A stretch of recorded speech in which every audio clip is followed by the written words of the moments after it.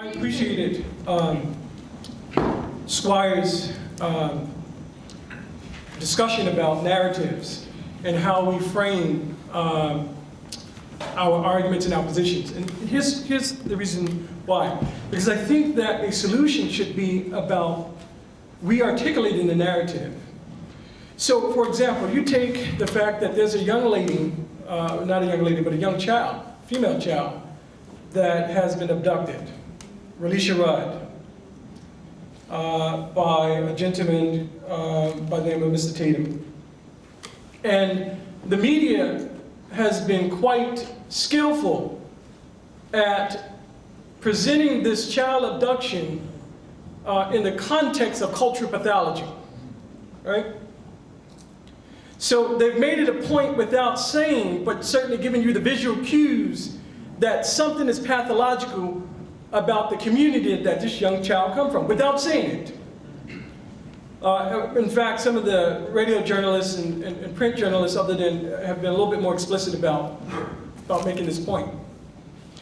And if you take the fact that the mayor says, we got more than 70 cranes and the city's booming in terms of development, but let's just interrogate this narrative, if you will.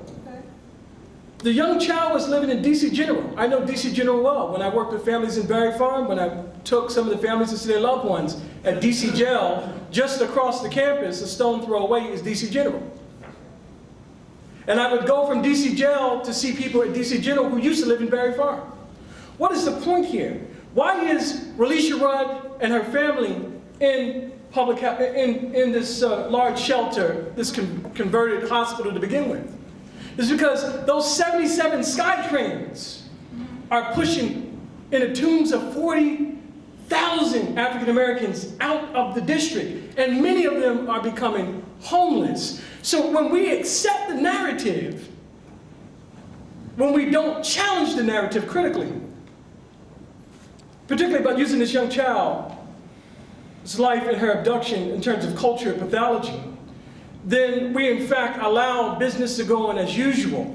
And the fact of the matter is, the reason why so many African Americans and Latinos are becoming homeless in the district is because of unequal development. Development that is intended to push them out, to make them invisible, to disperse them, to deconcentrate them, but not to solve their problems.